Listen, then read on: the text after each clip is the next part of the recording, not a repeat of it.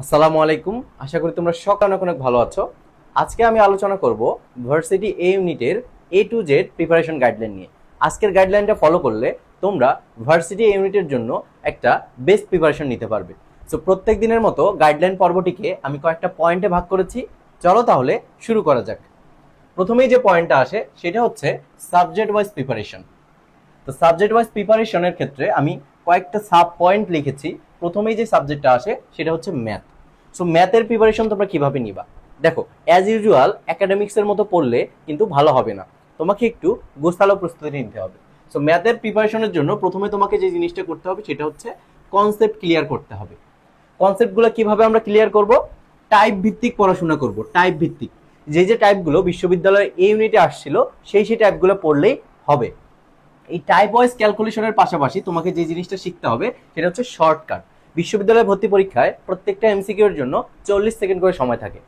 তো 40 সেকেন্ডে MCQ solve করার জন্য তোমাকে অবশ্যই শর্টকাটগুলো আয়ত্ত করতে হবে। সো তোমাদের একটা প্রশ্ন থাকতে পারে যে ভাইয়া এই কনসেপ্টগুলো আসলে কই থেকে ক্লিয়ার করব? যে কোনো একটা বাজারে যাবা, যে কোনো একটা অ্যাডমিশন গাইড কিনে ফেলবা, ঠিক আছে? সেটা হইতে পারে যে কোনো প্রকাশনীর। সেই অ্যাডমিশন গাইডটা কেনার পরে সেই গাইড থেকে তুমি প্রথমে টাইপ ওয়াইজ পড়বা, দেন ওই শর্টকাটগুলো পড়বা। শর্টকাটগুলো পড়লে তোমার কনসেপ্টটা একদম ক্লিয়ার হয়ে যাবে। কনসেপ্ট যখন তোমার ক্লিয়ার হয়ে যাবে, দ্বিতীয়ত যে কাজটা করতে হবে সেটা হচ্ছে প্রিভিয়াস ইয়ারের কোশ্চেন সলভ। সো প্রিভিয়াস ইয়ারের কোশ্চেনগুলো যে কোনো বিশ্ববিদ্যালয়, যেমন ঢাকা বিশ্ববিদ্যালয়, রাজশাহী বিশ্ববিদ্যালয়, জাহাঙ্গীরনগর বিশ্ববিদ্যালয়, যতগুলো বিশ্ববিদ্যালয় আসছে সবগুলো তোমাকে সলভ করে ফেলতে হবে। তাহলে প্রথমে কি দাঁড়াইলো? প্রথমে আমি টাইপ ওয়াইজ পড়বো, দেন ওই টাইপের যে শর্টকাটগুলো আছে সেই শর্টকাটগুলো পড়বো, এবং এটা যে কোনো একটা বই থেকে আমি বিগত বছরের প্রশ্নগুলো সলভ করব। তাহলে আমার ম্যাথ প্রিপারেশন ডান। এরপরে যে সাবজেক্টটা আছে সেটা হচ্ছে ফিজিক্স। সো ফিজিক্সের প্রিপারেশন এবং ম্যাথের প্রিপারেশন অলমোস্ট সেম, বাট এখানে একটা জিনিস খেয়াল করতে হবে, সেটা হচ্ছে ফিজিক্সের যে কনসেপ্ট আছে সেই কনসেপ্টের ক্ষেত্রে প্রথমে তোমাকে টাইপ ওয়াইজ পড়তে হবে, দেন আবার শর্টকাট ক্লিয়ার করতে হবে। বাট এক্সট্রা যে জিনিসটা পড়তে হবে তোমাকে সেটা হচ্ছে থিওরি। কারণ ফিজিক্সের প্রশ্ন থিওরিটিক্যাল পার্ট, ম্যাথমেটিক্যাল পার্ট, দুই পার্ট থেকে আসে। সো বিভিন্ন দাগানো বই পাওয়া যায়, সেই দাগানো বই থেকে তোমরা থিওরিটিক্যাল পার্টটা কভার করে ফেলবা। দেন একটা বই নিবা, সেই বই থেকে প্রিভিয়াস ইয়ারের কোশ্চেনগুলো সলভ করে ফেলবা। এই হচ্ছে তোমার ম্যাথ এবং ফিজিক্সের প্রিপারেশন। দেন যে সাবজেক্টটা আসবে সেটা হচ্ছে কেমিস্ট্রি। সো কেমিস্ট্রির জন্য তোমরা মার্ক বুক পড়তে পারো, ঠিক আছে? মার্ক করা বইয়ের পিডিএফ পাওয়া যায়, সেই পিডিএফ গুলো কালেক্ট করে তোমরা পড়ে ফেলতে পারো। সো আমরা সাজেস্ট করি তোমরা যখন মেইন বই পড়বা, হাজারি স্যারের বইটাকে গুরুত্ব দিয়ে পড়বা, সেটা ফার্স্ট পেপার হোক সেকেন্ড পেপারে হোক, এই বই থেকে হুবহু কিন্তু প্রশ্ন আসে। দেন যে জিনিসটা করবা সেটা হচ্ছে একটা অ্যাডমিশন গাইড নিবা। ওই যে আগের মতোই বললাম, যে কোনো প্রকাশনীর একটা অ্যাডমিশন গাইড নিবা, সেখান থেকে বিভিন্ন ম্যাথমেটিক্যাল টার্মের শর্টকাট, বিভিন্ন বিক্রিয়ার শর্টকাট, হাবিজাবি যা আছে সেই জিনিসগুলা সেখান থেকে পড়বা। দেন আবারও আগের মতো প্রিভিয়াস ইয়ারের কোশ্চেনগুলা সলভ করে ফেলবা, ঠিক আছে? দেন আমরা যে সাবজেক্টটা নিয়ে কথাবার্তা বলবো সেটা হচ্ছে বায়োলজি।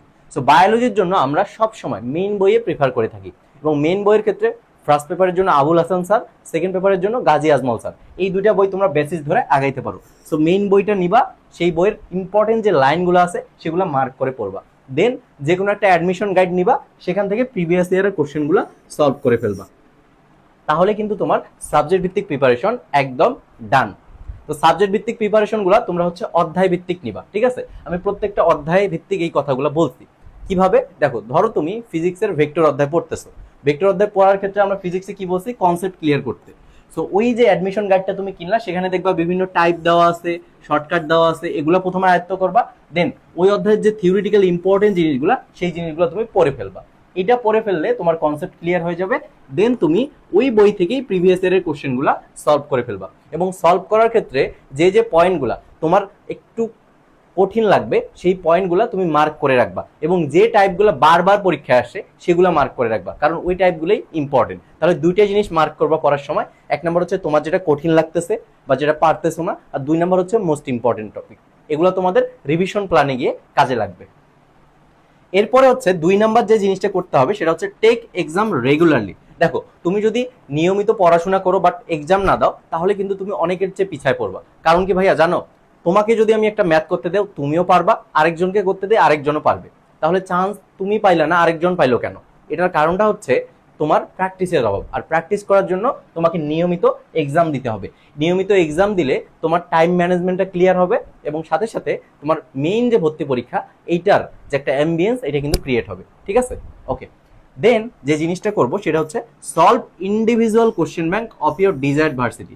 সো যে কারো ডিজায়ার্ড ভার্সিটি যে কোনো হতে পারে, কারো ঢাকা বিশ্ববিদ্যালয়, কারো রাজশাহী বিশ্ববিদ্যালয়, কারো জাহাঙ্গীরনগর বিশ্ববিদ্যালয়, ইত্যাদি ইত্যাদি। সো যার যেটা ডিজায়ার্ড ভার্সিটি সেই ভার্সিটির ইন্ডিভিজুয়াল কোশ্চেন ব্যাংক সলভ করার ট্রাই করবা। এটা কখন? যখন তোমার ফুল প্রিপারেশন শেষ হয়ে যাবে তখন পরীক্ষার 10-12 দিন আগে গিয়ে এই কাজটা করবা, ইন্ডিভিজুয়াল কোশ্চেন ব্যাংক সলভ করার চেষ্টা করবা। ধরো তুমি চট্টগ্রাম বিশ্ববিদ্যালয়ে ভর্তি পরীক্ষা দিচ্ছ, তো ওই সময় গিয়ে তুমি চট্টগ্রাম বিশ্ববিদ্যালয়ের বিগত 10-15 বছরের প্রশ্ন সলভ করবা নিজে নিজেই। তো এখন সলভ করতে গেলে তোমার কাছে কিন্তু একটু কঠিন লাগবে, কারণ কি তুমি আগে অধ্যায়ভিত্তিক প্রিপারেশন নিছিলা, এখন নিচ্ছ পুরা বই, পুরা সিলেবাস। তো এখন কিন্তু তোমার কাছে একটু কঠিন লাগতে পারে। বাট যখন তুমি ইন্ডিভিজুয়াল কোশ্চেন ব্যাংক বাসায় সলভ করার প্র্যাকটিস করবা, পরীক্ষার হলে গিয়ে তোমার কিন্তু আর কঠিন লাগবে না।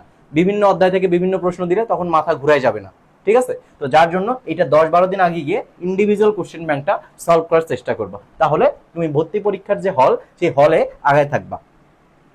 4 নাম্বার যেটা, সেটা হচ্ছে মেক এ রিভিশন প্ল্যান। এটা হচ্ছে একটা ভেরি ভেরি ইম্পর্টেন্ট জিনিস, make a revision plan. So make a revision plan, তোমরা কিভাবে ভর্তি পরীক্ষার রিভিশন প্ল্যান মেক করবা তার জন্য ভিডিও কিন্তু আমার দেওয়াই আছে, তোমরা চাইলে দেখে নিতে পারো। Then last but not the least, pray to Allah. So তুমি এই যে সব পুরাটা প্রিপারেশন নেওয়ার পরে তোমাকে অবশ্যই তোমার সৃষ্টিকর্তার কাছে চাইতে হবে বেশি বেশি, যে আমি এই ভার্সিটিতে পড়তে চাই, আমাকে একটা সিটের ব্যবস্থা করে দাও। এইভাবে বারবার চাইতে হবে, যে যে ধর্মেরই হও না কেন তার সৃষ্টিকর্তার কাছে বেশি বেশি চাইতে হবে, তাহলে কিন্তু তোমার একটা কমপ্লিট প্রিপারেশন তৈরি হয়ে যাবে। আশা করি আজকের গাইডলাইনটা তোমাদের খুব ভালো কাজে দিবে।